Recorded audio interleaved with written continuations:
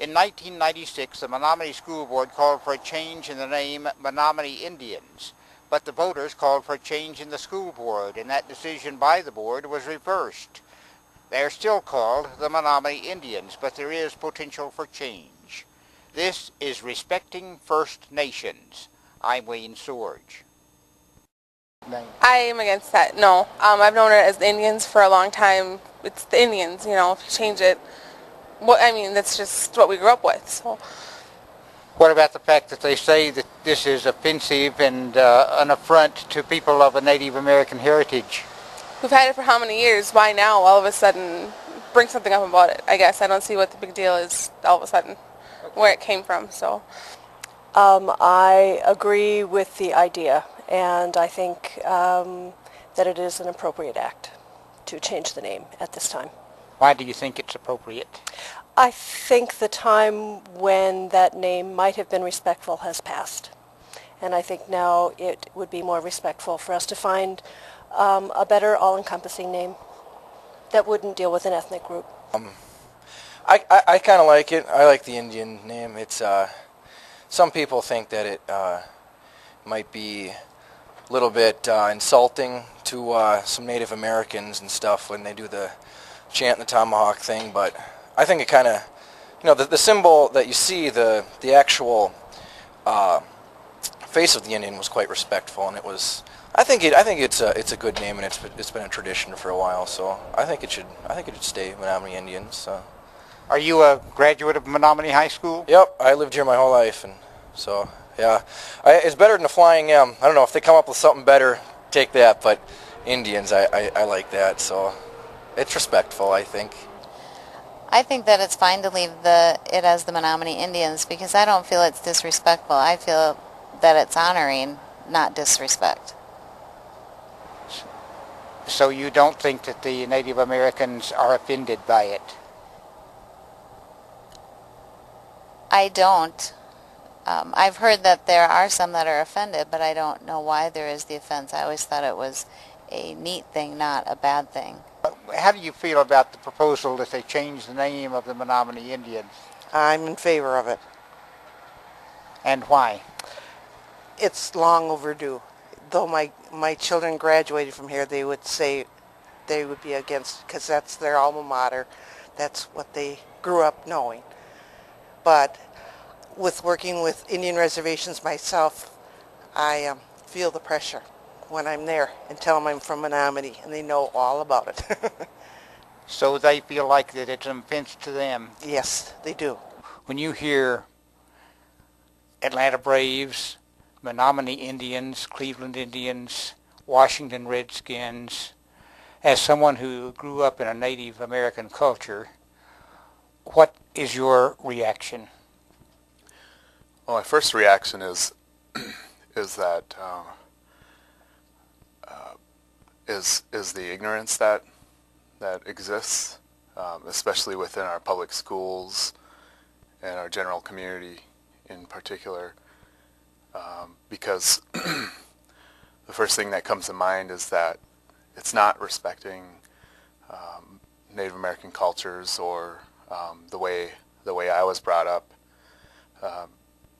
When I hear Indians and Redskins, it's generally applied to everyone, that everyone's a Redskin or everyone's an Indian, whereas there's ignorance in the fact that not everyone was educated to understand that there's 11 federally recognized tribes in the state of Wisconsin and one non-federally recognized tribe, but also over 500 federally recognized tribes in the entire country, and that this doesn't include Canada. And so when the mascot issue comes up, when you say American Indian or Redskin, then you're applying that term to mean specifically to a whole entire group, and you're lumping all the 500 some tribes together into one distinct race, whereas we're separate nations within the United States. So that's one area. In terms of my culture and understanding my culture, I don't find it respectful with the kind of actions that follow with the terminology. The redskin. I don't know if anybody knows this, but part of Ojibwe extended family is what they call a namesake, or your wet'e. That's what they call it, wet'e. And they become a part of you when you're first born, and you receive a name through the ceremony that goes on. And one of my wet'es, and he used to be, or he's no longer here, but he was a warrior, and he fought for the United States and was one of the chosen few. And so he was a very strong person, and he wore eagle feathers during certain ceremonies, or when he was conducting certain things, or carrying flags in the arena for different powwows and social gatherings. And so when you kind of look and compare and contrast what he has on, what he wears in terms of culture and the importance of culture on his head, and compare that to this Redskins buffoonery that goes on, then there's no comparison there, because this has been honored in American Indian traditions for years, for decades, for centuries. And when we see that type of negativity tied onto our culture, that's not very respectful. And so when you place these in the educational system, a lot of younger people see that and think that that's a representation of American Indians. And then also when you tie that on and say, we're honoring you by giving you this name, Redskin or Warrior or Red Warrior, those types of negative stereotypes, the younger generation sees that, and so they grow up thinking that is that's the same as the culture. So that's representing the culture. So it becomes a stereotype, and as the years move on, I mean, you're looking at future doctors, lawyers, politicians, university chancellors, and or vice chancellors, or so on and so forth. So we're looking at professional people in this next generation, and I feel that they're receiving the improper education when these names are tied on with athletics or associated within a public education, the realm of public education, let alone private education. So there's a lot of misrepresentation there. Menominee High School is not the only place where names representing Native Americans have been used for sports teams, but it is one place where that has been brought into question by a group of Dunn County Chamber of Commerce distinguished citizens. They were led by Richard Hoffman. And so when I got here and was running the ranch and got acquainted and was teaching at the university, then the issue of the Indian mascot came up, and I was working on it, but I didn't start it, but I was working on it with the people that did it. And of course the school board decided that the Indian mascot had to go, and the high school picked a new one, and that was all lovely. And then they recalled the school board and changed it and put a lock on the door, and then they put a board across and nailed the door shut for 3 or 4 times so that you couldn't even get in to talk about it. They passed a regulation that in order for the school board to ever take that issue up again, you had to come to them with half of the high school's students' signatures and half of the people who voted in the last national election. Then they would listen to you. And when I saw that, I just said, you can't do that. That's not democratic. It's not even legal.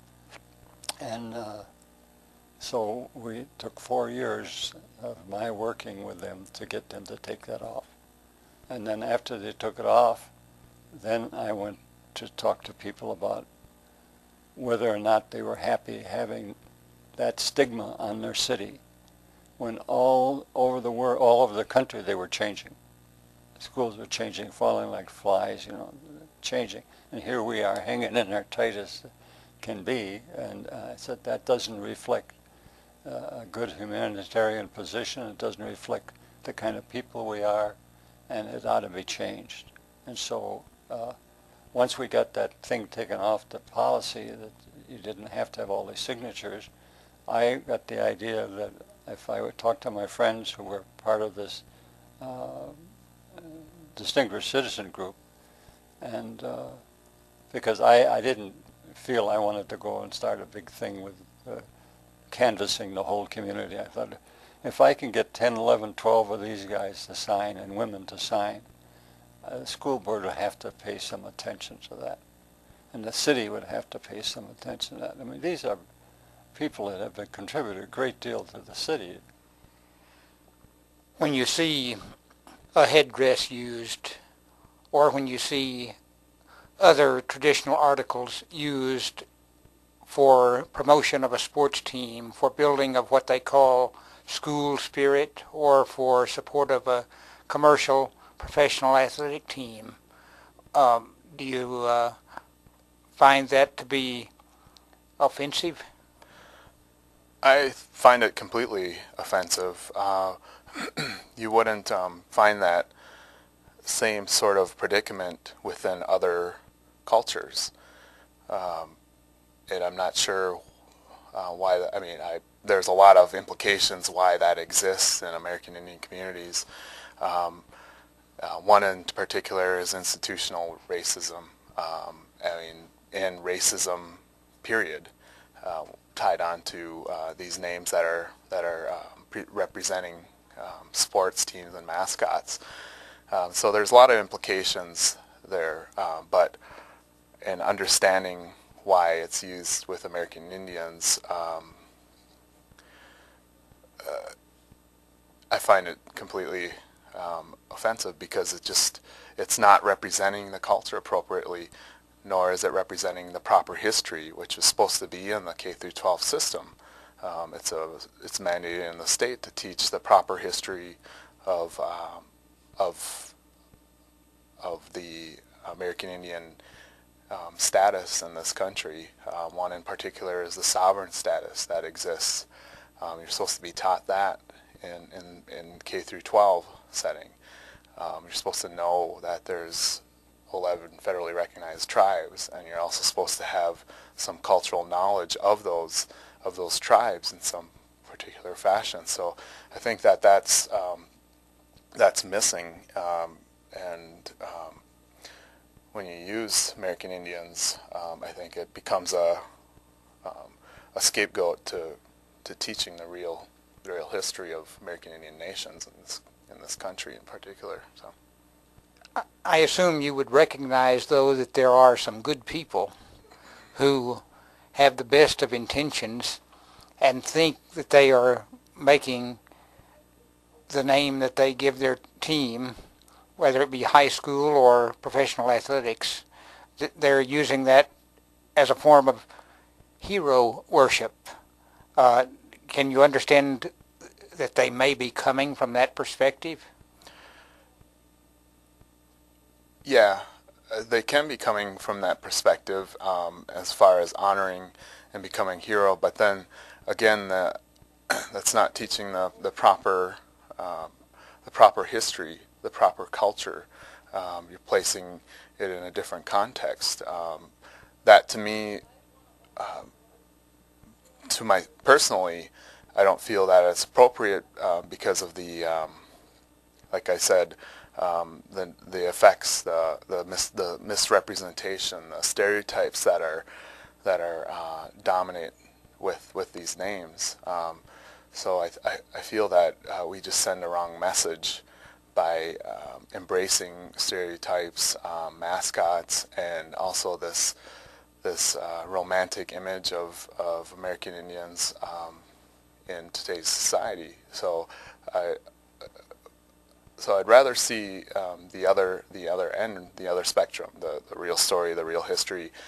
We need to know about the sovereign status of tribes in this state, and so I think that we need to keep pushing that that agenda. Do you expect some action by the school board anytime soon? No, I don't. I don't think so. In fact, we told them that when we dropped the petition in there, that we recognize the problems we have right now. But we've been working on these problems for 2 years. So I said, we are presenting this petition for your attention. We recognize that at the moment you're involved in all of these things, but we don't feel it should be years. It should be months before you get to handle this, because the high school is involved. The high school is well managed. It's gone through all the things they need to do. It's under control. The budget is under control. Our problem is all these outlying schools we have, outlying graded schools. They should have been consolidated years ago. But you know, when they consolidated the schools, there was gunfire in this community. When the little schoolhouses got brought into one consolidation, because I have relatives around here, and it was a terrible situation. So we didn't want to go through that again. And so we kept these little grade schools, and they're killing us because we've got to staff them, and we don't have enough people, students to get the federal aid and the state aid and so forth. So they're just draining the guts out of us. What do you say to people who want to keep the Indian nickname for Menominee High? I just say that I look at the Sunday paper and I see the number of churches in this area. It's a full solid page of the Dunn County News of churches around this area. And I feel that one of the great problems with this country is our lack of humanity. One school board member, Dick Best, is proposing that the issue be addressed in policy, but he has mixed feelings about the chances for success. As an individual board member, drafted a policy recommendation some time ago that I've been holding in abeyance. And when Mr. Hoffman and the other citizens put forth their petition, I felt that it was the time to bring that policy recommendation forward. I, as an individual board member, presented it to the committee, which is our normal course of action, and the committee has agreed to forward it on to the board for full discussion. Our policy process requires 2 readings of a policy before it could be enacted, and that also entails the ability for amendments, discussion, whatever it might take place. So the policy was reviewed at a committee. It wasn't drafted by the committee, and there was not unanimous agreement about the policy by that committee. But it is being brought forward on the agenda for the upcoming school board meeting for discussion. And what does the policy call for? Well, it's a rather neutral policy. It doesn't specify any school name, logo, or whatever. It just establishes a policy direction that would guide the establishment of names and logos and such, and establishes in policy that that there should be no name or logo that could, by a reasonable person's identification, be construed as perpetuating negative stereotypes relating to any race, religion, ethnic group, personal group that might be a protected class that might be negatively impacted by whatever name or symbol was chosen by the district to be utilized. Lots of people have different opinions about what offends and what doesn't, but in today's world, enlightened by concerns that have been expressed by different organizations, do you think it's time to change some of the nicknames that have been used?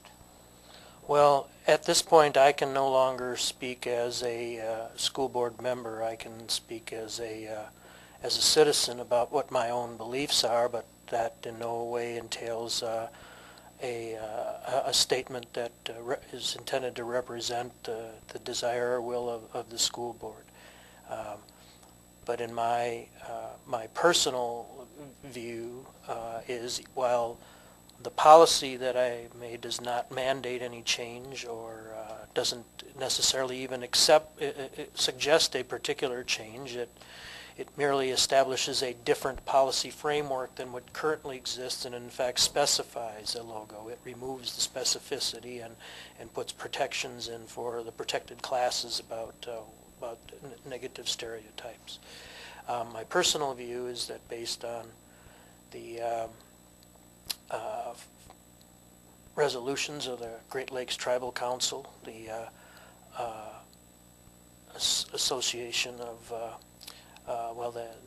the NCAA, the APA, and override, and including the Department of Public Instruction as another example of entities that have asked for schools and other entities to abandon the use of Indian names and symbols, in their for identification of schools and teams and such. And I believe there is logic to doing that, and that would be the position that I would support. But I cannot speak for the school board at this point as to whether any other school board members support that position. But it would be consistent with the proposal made by the distinguished citizens from the chamber who made their recommendation a while back. I believe the policy I presented would be consistent with that and would enable the district to move forward in a manner that would not be in violation of its current policy. The current policy would, in effect, it establishes a name and logo, and therefore the policy would have to be changed to allow that change in the name and logo to take place. But the policy that I drafted does not in and of itself dictate a change that should take place. We have great fiscal progress, financial progress. In any field we have great progress. But in humanity we fail terribly. I mean, the fact that we went into Vietnam, that we went into Korea, that we went into Iraq, and that we are constantly beating people over the head with our military power and saying, we want this now. If you don't give it to us, we're going to beat the hell out of you. And that's the United States history, and that's what people think about us. And then we have all these churches that are teaching God and how we should live and conduct ourselves. And my book is about that subject. Is how can we not do these little things? That what you do to the least of my brethren, you do to me. And they preach it in churches, and here are these Indians living in extreme poverty. And so now they have some money from the gambling, but every time they turn around, we're turning the screws harder. Another $2 million, another $2 million. Now they give something like $60, $70 million a year to the state out of their gambling. And in the first place, when I was a kid, you couldn't gamble. There's state law. There's no gambling allowed in this state. But the people who see a chance to make some money went to the Indians and said, look, you could do this. We can put a gambling casino on your property. You'll get very rich, and the state can't do a damn thing about it because you're an entity in yourselves. And of course, then they went to the state and said, now, this Indian tribe up there want to gamble, and we're willing to give you some of that money. And we said, well, we don't know about that, taking money on gambling, because we don't allow gambling. Give it to your schools. People will buy that. You put in the gambling casinos, and you get your money, and you give it to your schools. That'll cut the property taxes for the people.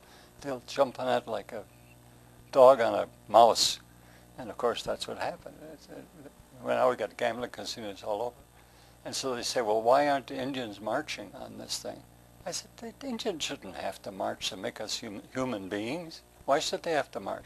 And I said, first place they start to march we're going to push harder on how much money we want from them. We'll just milk them dry if they get out of line. They're not coming to march down here in March. I said, we have to do it. We are the power base, and we are the churchgoers, and we are the humans, and we should recognize that all of the things I say in that document are true. All these various organizations that said, don't do it. Now, the churches haven't said it locally, because I've talked to several ministers, and they say, well, last time we took a side, we lost parishioners. I said, you mean they were willing to give up your ideas of God rather than changing the mascot for their high school team? I said, I don't know if I want to be in that kind of a religion. And if they can't see beyond their nose on this issue of humanity. And so they jerked it out and passed. It got physical. There were lawsuits. People got hurt. And so we're just taking the high road. And I said, you know, if you want to get into a mud wrestling match over this, then be my guest, be it. But you're going to have to find somebody to mud wrestle with, because we're not going to wrestle with you. We've presented this program. It's up to the school board to decide what Menominee High School should be like. And I said, what the high school is like, if they feel it's all right to yell Indians and have hatchets and beat the tom-toms, and that disrespect filters down to the grade schools, you are creating a situation that will feed on itself, and you won't like the outcome. And so, What will be the outcome? well, the outcome is that you will have a bunch of students and children learning that if you have the power, you do what you damn please. Power is right. And regardless what the Indians say, they can't change it because we have the power. And then if something else comes up, and these are these little kids coming out of grade school that look up at the high school as God, you know, and I'm the Indians. And they see all this going on in the world as they get along in life. And but it's too late, because we have imprinted them with this idea that the United States has always stood for, is we got the power, we got the right. Might makes right, we got. Do you believe it'll take a while to resolve this? I really don't know. I'm not overly optimistic that the board will act affirmatively on the policy. On the other hand, because it is somewhat neutral in nature, other than it does indicate that there shouldn't be negative stereotyping portrayed, if board members believe that in fact the name and logo that they use are a negative stereotype, and if the administration believes that, then change could occur rather rapidly. I have no illusion that this would occur without some sense of controversy. On the other hand, sometimes people just do what's the right thing, and people accept the right thing. The last time a school board in this district tried to do what they thought was the right thing, it obviously led to an extreme amount of controversy, and it wouldn't surprise me if that were to occur again, and I think that would be an unfortunate occurrence. Sometimes people take a while to understand what the right thing is, don't they? Well, I don't want to speak for what, people have differing opinions of what's the right thing in this area, and my opinion is that this would be of a benefit to the community and the school district. It would allow the students of the district to actually adopt a mascot that they could use and be proud of and stand behind. Right now, the symbol and logo of the district is not aggressively utilized in as a part of sports teams and such, because of the sensitivity, and I think it would be beneficial for the district to not have to feel so sensitive by having a more let me say a less controversial symbol and name, but that isn't a view shared by everyone. Does it cause more of a problem when professional sports teams seem to be unprepared to consider change when they use some of the same nicknames that cause a problem for school districts and colleges? Well, yes, I mean, I would agree with that statement. Again, my personal view, I don't know if what the school board's position would be on that, but I think there is a difference, however, in that we're dealing with an education arena and we're dealing with an environment where we're trying to mold and engender knowledge and values and whatever in young people, which is not necessarily the goal of professional sports teams. So even though I think they're not in the right in terms of what they're doing, I think there is a difference, and I think there's a higher standard perhaps that educational institutions need to apply to their actions than perhaps a commercial enterprise or a professional sports team. It just doesn't honor the Indians at all. It's in the, I won't repeat it all, but it's in the petition of all the various groups that have said that Indians alone, here the Great Lake Indian Organization has come out strongly against it. They have a separate committee that just works on how do we get rid of it, and it's happening all over the nation. They're dropping like flies, but we're going to be the last one. We are going to be the, what's the name of the city that was the last of the blacks, that would let blacks drink at the water fountain, Selma, Alabama. We're going to be the Selma, Alabama of the Indian movement. That's what we're headed for. Some people will say, what harm does it do? Well, it does harm to two things. It denigrates the Indian nation by making them equivalent to a buffalo, a lion, a cricket, a turtle, whatever kind of nickname they have. And most of them are really fierce people, bears, tigers, lions, A few of them are crickets, but most of them are lumberjacks and stuff like that. And so it's not to honor the Indians. It's to take the Indians' reputation for ferocity, which they were. They were tough people. They lived here without all the accoutrements that we have and carved out a nation and occupied this country from shore to shore and land to land with millions and millions of Indians and hundreds of tribes, and an organization that we patterned after. The Iroquois Nation organization was the beginning of our statehood and how we organized our government. And we pick on one thing, and that is the fact that the younger generations were taught that the Indians were fierce, powerful, mean people. And when our football team goes on the field, look out, because we're Indians, and we'll scalp you. And they say that in some headlines. Menominee scalps so-and-so. And when I picked up this the other day, same thing. It's feeding off the reputation we gave the Indians, not that they deserved, because they were a very quiet, peaceful people. But if somebody came in and wanted to steal their women, they would put up a fight. Or if you came in and wanted to hit their buffalo, they'd put up a fight. But they don't go out and kill people just for the fun of killing them.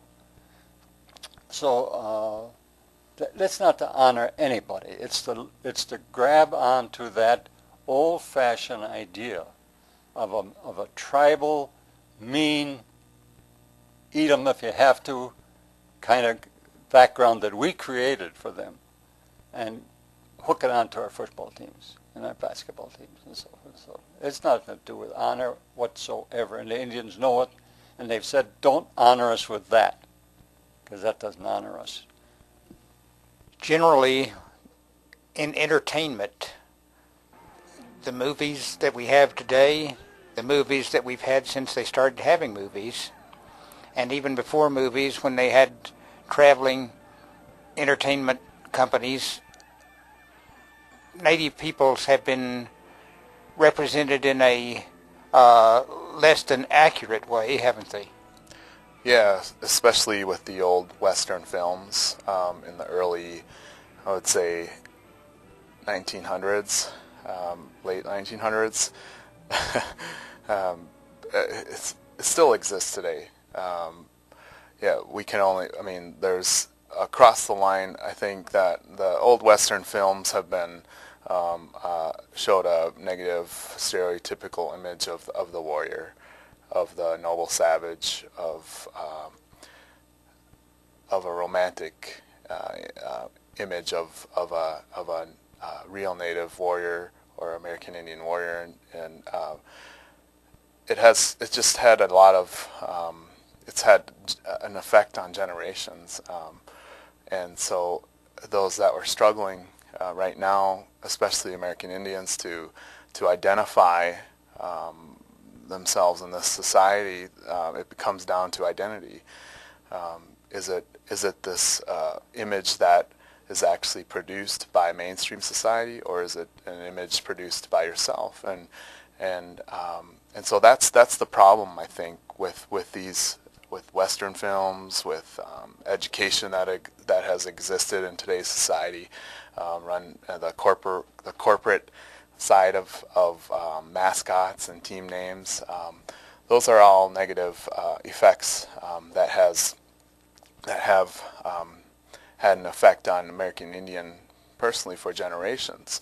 And so when American Indian is trying to find themselves in this society, walking both worlds, I feel that when this has come to the table where you're actually saying that you're honoring me by honoring me through these names, it's troubling, because a student has trouble trying to balance those two things, because the culture, I mean, you're looking at a culture that has been through quite a bit throughout the centuries, through the treaty era, through the reservation era, Indian reorganization. So it's been years for a lot of nations to try to define themselves, and as I look at our younger generation, it just becomes that more difficult.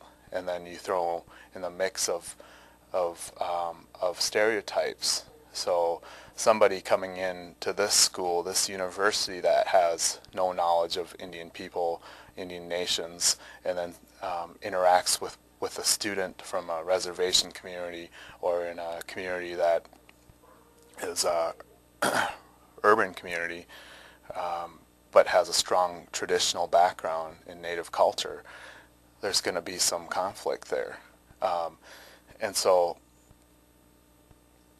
the only image that exists is what the other person sees, and that's the mascot issue. The mascot, they tie into the name, the mascot, and the buffoonery that follows along with that. And so that's the only image that they have of this person attending school here. And so how does that affect their culture and their self-esteem? Well, you can only have measured that within the past few years anecdotally. They tell their story about how that conflict exists and the negative impact of that conflict. But they just produced a study. The APA denounced the use of stereotypes. APA is? The American Psychological Association they produced some empirical research, and I believe it was done by Stephanie Freiberg, and the results of that study produced that there was significant ties to negative self-esteem, to adding or contributing to negative self-esteem with Native children, indirectly, subconsciously. So those that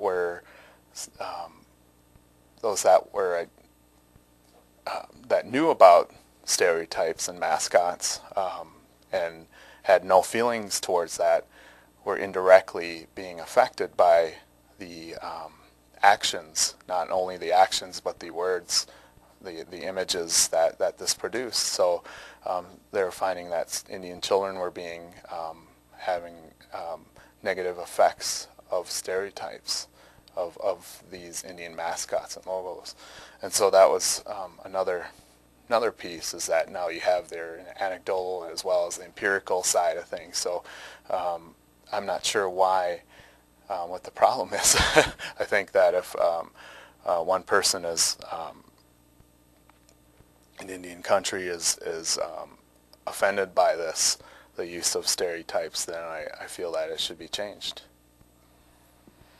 Have some groups within Native American culture been somewhat intimidated about standing up for their rights?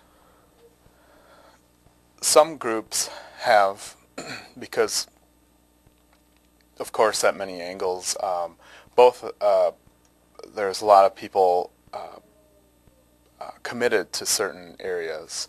There are groups committed to preserving the rights of American Indians, preserving the rights, the treaty rights, for example, the treaty rights that came with 1837, 1842, 1854, and those are treaty rights specific to Ojibwe people in under that territory. So northern part of Wisconsin and some in Minnesota. So there's just those tribes that are under those treaties.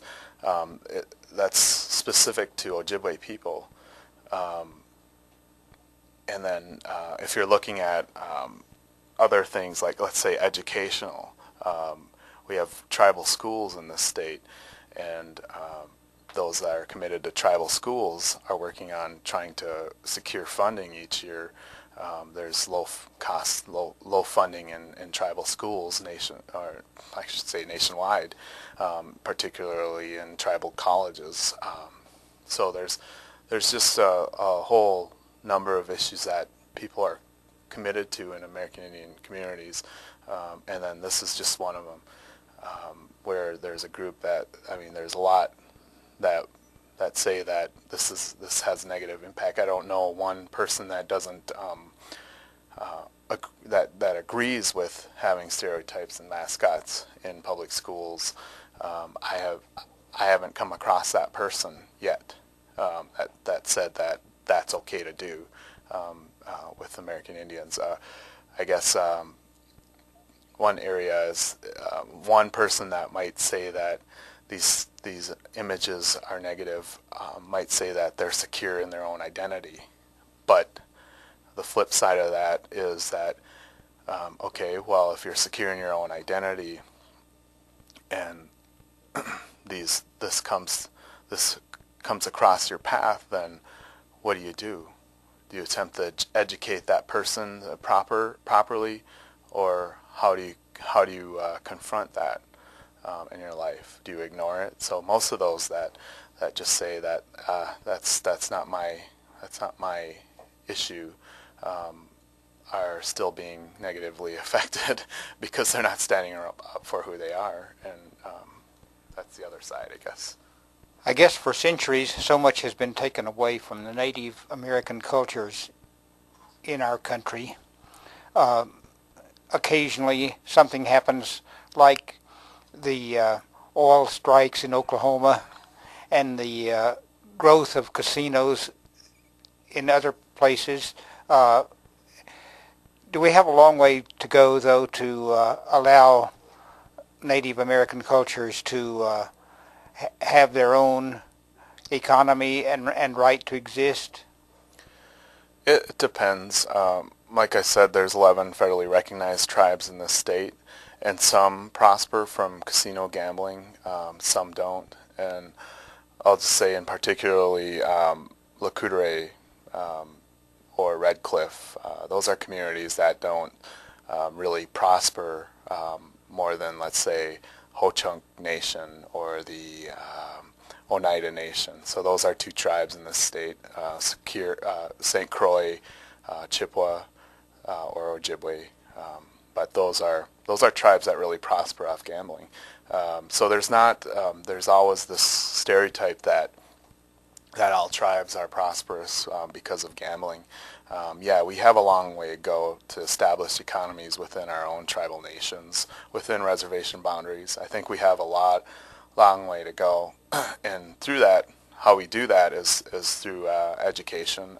I believe that's probably the main road that a lot of our younger people should take, in educating ourselves and then being able to secure jobs within our own tribal nation status, so we can better our future generation. There is always, of course, our social problems that occur within Indian communities. We still have some areas that we need to fix, of course, like all areas, but no, you should always assume that because of tribal casinos, all Native communities are prosperous. Only a very select few are. So there's about maybe a third of the tribes in the state are probably prosperous off casino gambling, and that doesn't always solve the problems within reservation boundaries. I believe a lot of tribal leaders, a lot of tribal educators are sticking to the focus of being able to revitalize our language, our languages within tribal communities, because there's a rapid decline of fluent speakers in tribal languages in language families. So I believe that would be the focus.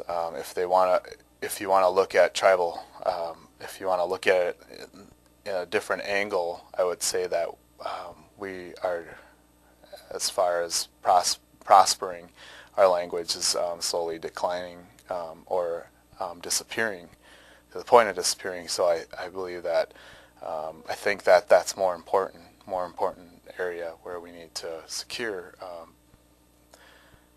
Are you losing your heritage in culture and religion, things of that nature? I would say a lot of tribal elders, a lot of elders that existed in our community at Lakudere had said that, well, in order to retain this language, a lot will reflect on that. For instance, the culture. If we lose our language, then we lose our culture and our understanding of certain values that generations have secured. So it's important to retain the language. We still have a lot of songs. Our drums are really strong in our communities. I'll just speak again for Lakudere. That's where I grew up. I grew up in a drum society. It's a big drum society, that's what they call it, but a lot of people call it differently, but mainly it's a ceremonial drum that we've used, and it's taken out 4 times a year. And we've held on to the songs, but we need to definitely there's the whole idea of language in our prayers and being able to communicate with our Creator. So that's one area, and so but through our ceremonies we're able to do that. And a lot of younger people I see in our community are now opening their ears and their eyes and trying to learn our language as best as possible in order to secure our next generation. So that's one of the aspects, I guess, in our community. Can they be compatible with the dominant culture of our day, the broader culture, and still cling to the heritage and the drumming you talk about and the prayers, the religion of their heritage? I believe so. It's important to when we talk about sovereignty and nationhood status, we also have to look at, 1, we have our land still, and 2, we need to be able to tie our culture in with our language. We need to understand our language as a people. So educators, leaders always say that, yeah, you need to walk both worlds. And I think that's important for a lot of younger generation as well as older generation to be able to walk both those worlds, because when we look at the negative social factors within our community, one thing that I'm always constantly reminded of is that our culture never teaches those negative aspects. Alcoholism, for example. Our culture doesn't teach that. Our drum society doesn't teach that.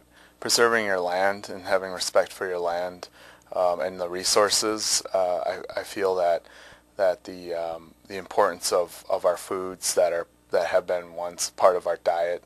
I think that a lot of, if I look at this campus here at UW-Eau Claire, we're tied into the Green Initiative, and if I look kind of nationwide, everyone's thinking of preserving and maintaining our natural resources, and American Indian people have been doing this for years and trying to integrate this, especially within our ceremonies.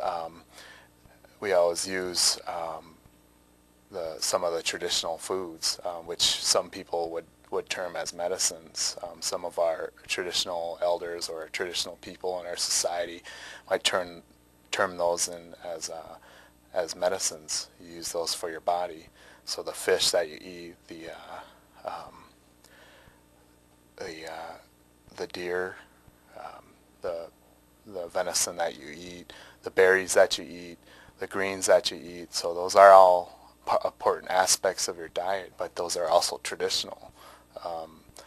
They're used for healing, and so we've always tried to preserve that. And I think that our Great Lakes Indian Fish and Wildlife Commission has done an outstanding job in educating the public, preserving our natural resources, our heritage. So I feel that they've provided a good service to our community, a good, so to speak, traditional aspect of understanding our own natural resources in order to preserve them for the next generation. What would be your message to people who serve on school boards and who otherwise influence our so-called pop culture when it comes to enthusiasm for sports teams professionally and sports teams at high schools, colleges? What would you ask them to do? School boards and different policymakers, I would ask these the school boards to take in the perspective of American Indians in this state, at least, and as well as nationwide. But the perspective meaning that we can talk about issues like the American Indian team mascots and sports, at least discuss those with the broader American Indian communities that exist in the state. And I believe that they've done a very good job. And so I'll just say, for example, on a national level, the National Congress of American Indians disapproved the, I don't know if that's right there, but asked for the disbanding of stereotypes and mascots. National Congress of American Indians, Wisconsin Indian Education Association, Great Lakes Intertribal Council. So these are all agencies made up in tribal communities and tribal leadership. And it's amazing that we've come, let's see, within the past 3 or 4 years, I believe we've had a state to tribal address. And one of those years, I believe it was the second year, Chairman Ray DePerry, during that time, called for the removal of American Indian mascots and team names. He called for the removal of that, and so I asked the school boards to listen to the requests of Indian people, as well as the legislation that exists, and that is to include the proper history, teaching the correct history in American Indian sovereignty as well as culture, and I ask them to find it in their best interest. I mean, to be able to open up to tribal nations, to listen to their concerns and their needs, and I believe it's been well published that a lot of majority of Indian people in this country, in the state, want the removal of the mascots and the team names, and so I hope that they listen. Yeah, I don't know that we'll be able to pull it off. If this won't pull it off, then I say we're going to have to wait until the federal government or the state government grabs us by the neck and says, you will do it or you won't get any money. And if we have to wait that long, I don't want to be a distinguished citizen. I'll probably turn my certificates in. Is it realistic to think that in a big business arena like the National Football League, the National Basketball Association, National Hockey League, that those could change?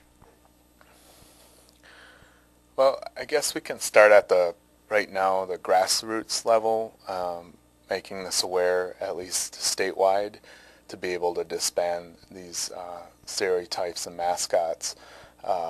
And so starting at the smaller level, the state, and then appealing to the national level. And I think that's been done on quite a few occasions.